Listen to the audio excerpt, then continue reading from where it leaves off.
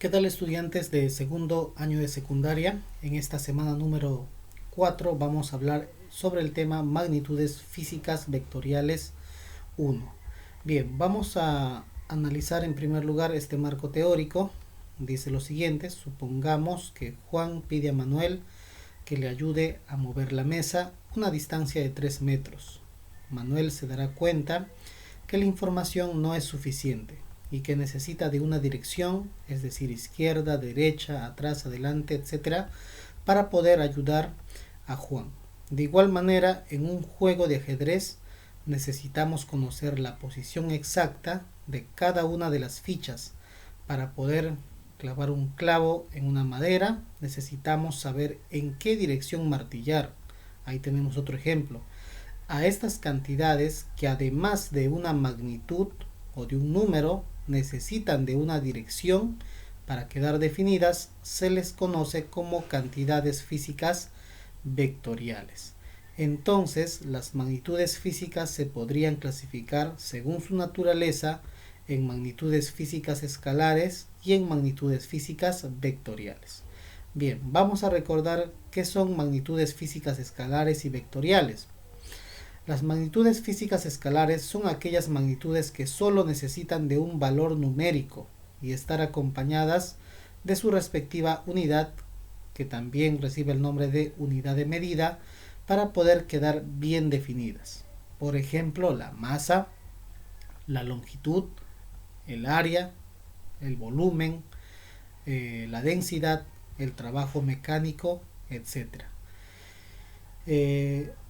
En contraste, las magnitudes físicas vectoriales, ¿no? Es decir, por el contrario, las magnitudes físicas vectoriales son magnitudes físicas que, además de tener un valor numérico, una unidad de medida, necesitan de una dirección para poder quedar completamente definidas. Por ejemplo, la velocidad, la aceleración, la fuerza, el desplazamiento, la posición.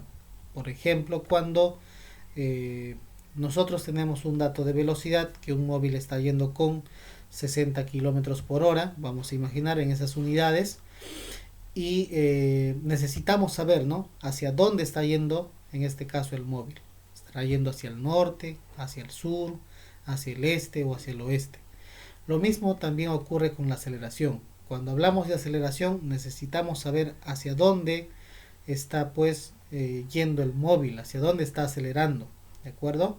Cuando hablamos de fuerza también, ¿no? Hacia dónde se está dando la fuerza, será hacia adelante, hacia atrás, hacia el este, hacia el oeste. Entonces es necesario la idea de una dirección.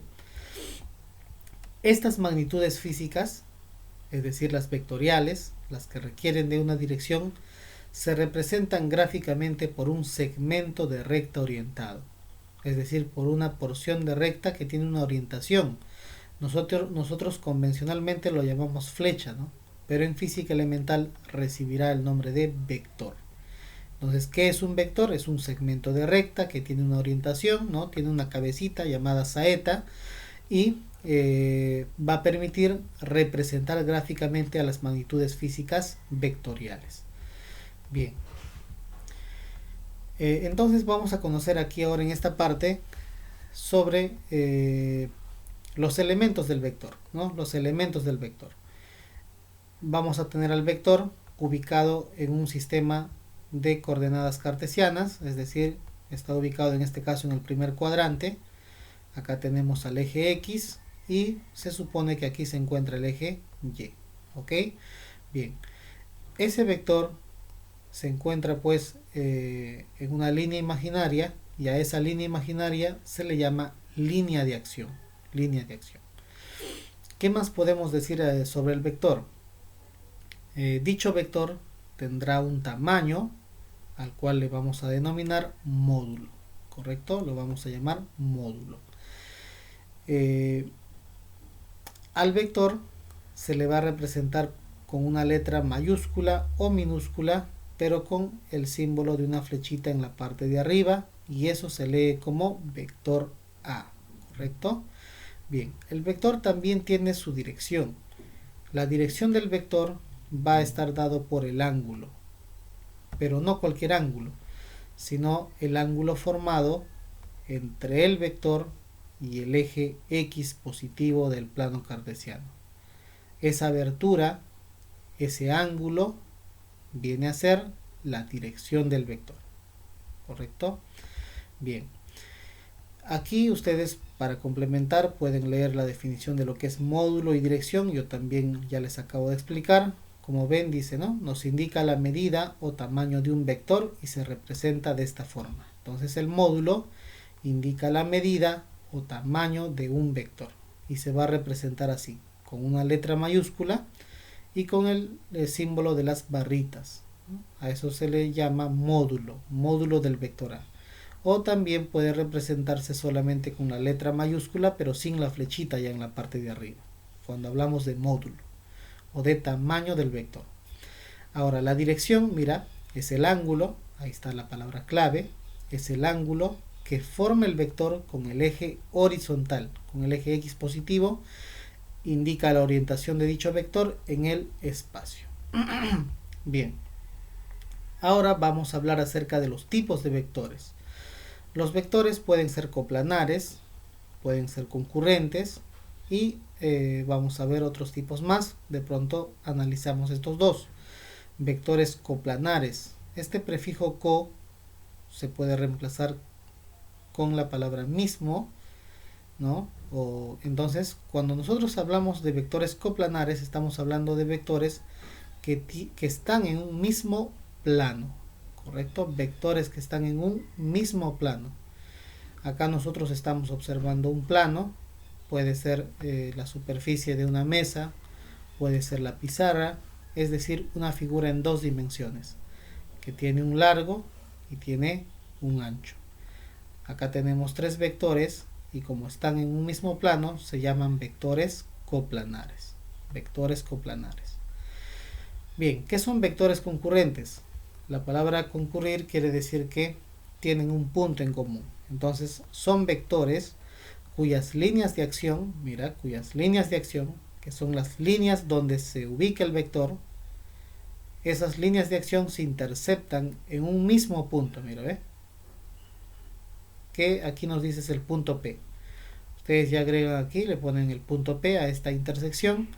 ¿Y qué vectores se encuentran, ¿no? En este caso, en esas líneas concurrentes. El vector A, ahí lo estamos viendo. Al vector B, ahí está. Y al vector C. Entonces ya saben que son vectores concurrentes. Vectores cuyas líneas de acción se interceptan en un mismo punto.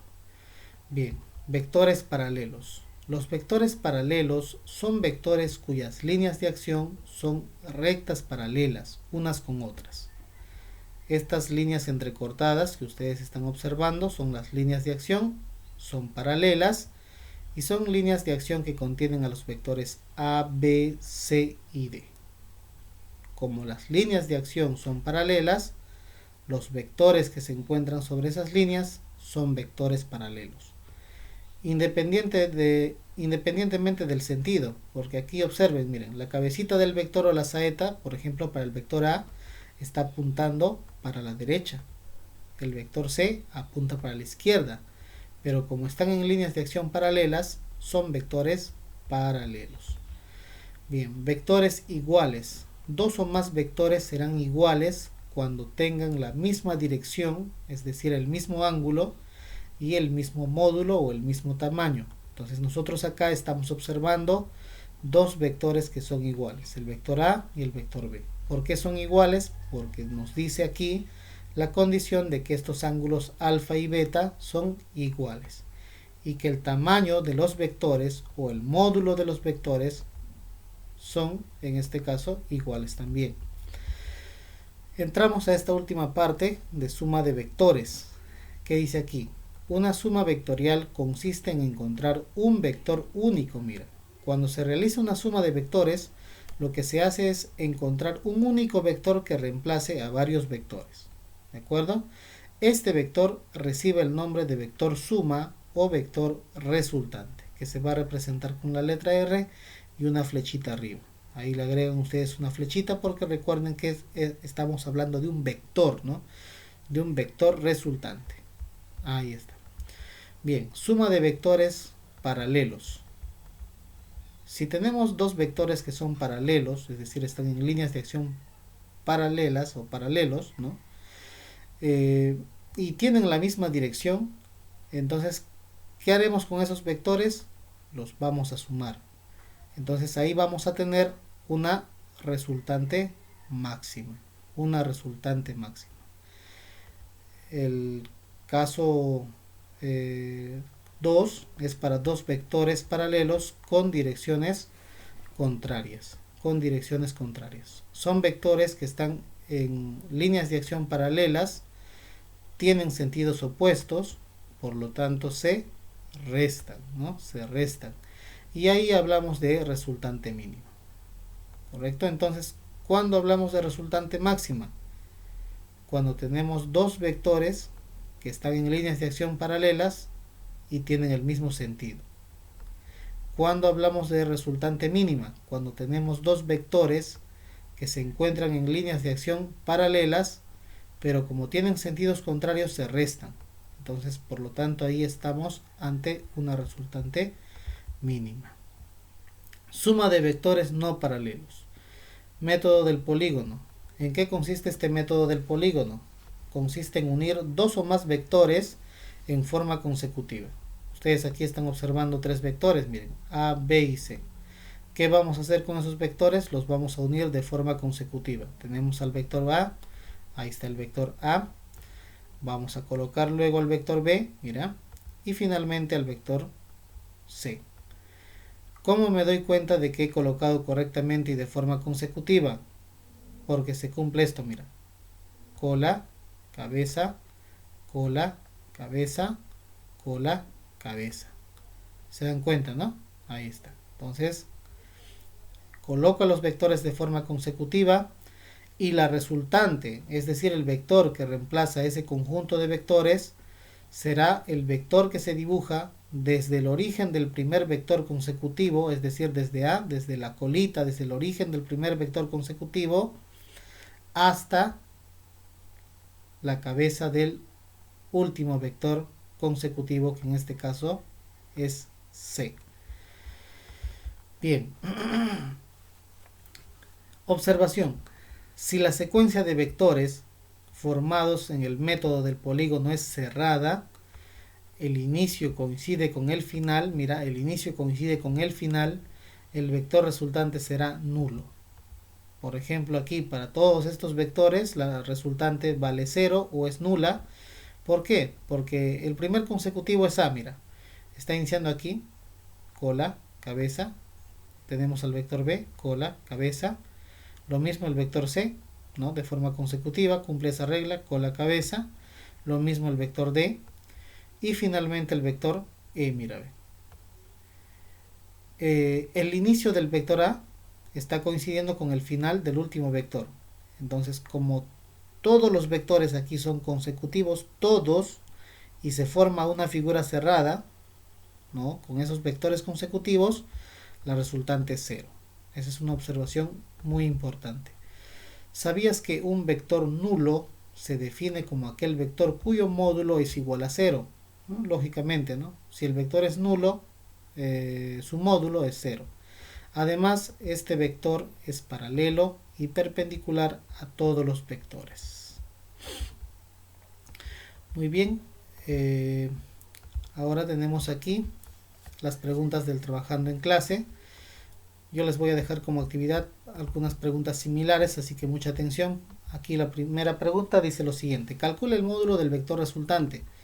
Tenemos tres vectores. Un vector que vale 2 unidades, el otro vector que vale 1 unidad y este otro vector que vale 6 unidades. Dichos vectores tienen el mismo ángulo, por lo tanto tienen la misma dirección. ¿Y qué más podemos decir sobre estos tres vectores? Si nosotros queremos hallar el vector resultante, tenemos que hacer lo siguiente, mira, ve. Este vector vale 2 unidades, este vector vale 1 unidad y este vector vale 6 unidades. Entonces, lo que se va a hacer es, en este caso, sumar los vectores, ¿no? En esta primera línea de acción, miren, en esta primera línea de acción, me había olvidado de este vector que está aquí, tenemos a este vector que vale 1 unidad y a este otro vector que vale 2 unidades. Como tienen el mismo sentido, dichos vectores se suman. ¿Correcto? Repito, como apuntan hacia el mismo sentido, estos vectores se suman. 1 más 2, 3. Por eso aquí en la resolución han colocado 3. ¿Ok? Ahí está, 3. Ahora, este vector que vale 6 unidades más este vector que vale 1 unidad se suman porque los dos están apuntando hacia abajo. Eso me da 7 unidades.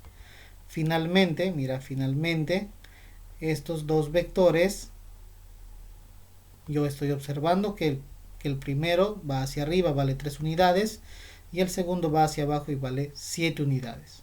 Los sentidos son opuestos, por lo tanto los vectores se restan. 7 menos 3, 4. Por lo tanto la resultante vale 4 unidades. La resultante de todos los vectores que ustedes observaban aquí vale 4 unidades. Ha sido reemplazado por este único vector. Ok, bien, aquí me están pidiendo solo calcular la resultante, pero ¿qué hubiese pasado si me hubiesen pedido hallar el sentido? Yo tendría que dibujar al vector apuntando hacia abajo. ¿Y por qué hacia abajo? Porque hacia abajo hay más módulo, mira, ve. 7 está yendo hacia abajo y 3 está yendo hacia arriba. ¿Correcto? Bien. Con ayuda de la explicación de este ejercicio, ustedes van a desarrollar la número 2 en su cuaderno. ¿Ya? La número 2. Bien. Vamos a la pregunta 5. Dice, calcula el vector resultante aquí, en este sistema. Aquí que estamos observando, a ver, vamos a buscar vectores consecutivos. Si tengo varios vectores y están ordenados consecutivamente, es porque debo aplicar el método del polígono, ¿no? Que es cuando yo tengo varios vectores y debo ordenarlos de forma consecutiva. Entonces aquí tengo al vector A, mira, al vector B y al vector C que son consecutivos. ¿Cómo me doy cuenta? Inicio, final, inicio, final, inicio, final, ¿ve? ¿Y el vector D es consecutivo? No, mira, ve, final, inicio. Ah, no cumple. Entonces, mira, fíjate, cola, cabeza, otra forma, cola, cabeza, cola, cabeza, cola, cabeza. Entonces, ¿cómo dibujaríamos a la resultante de estos tres vectores?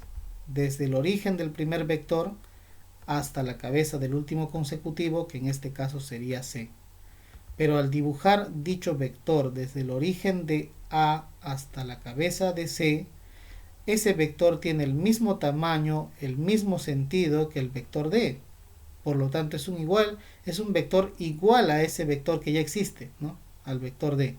Entonces también le vamos a llamar vector D. Por lo tanto la resultante sería ese vector D que tenemos aquí más el que ya existía, D más D, nos da 2D. ¿Ok? Bien, entonces de esa forma desarrollamos esa pregunta. Y aquí ustedes están observando, ¿no? En la resolución, ahí también está, pueden comprobar, 2D. Entonces yo les voy a dejar como actividad para que ustedes desarrollen la pregunta 6, que es similar a la pregunta 5. Entonces tienen dos preguntas ahí para que desarrollen en su cuaderno, ¿ya? La 2 y la pregunta 6. Bien, hasta aquí este video explicativo. Nos vemos el día de mañana en nuestra clase en vivo. Muchas gracias.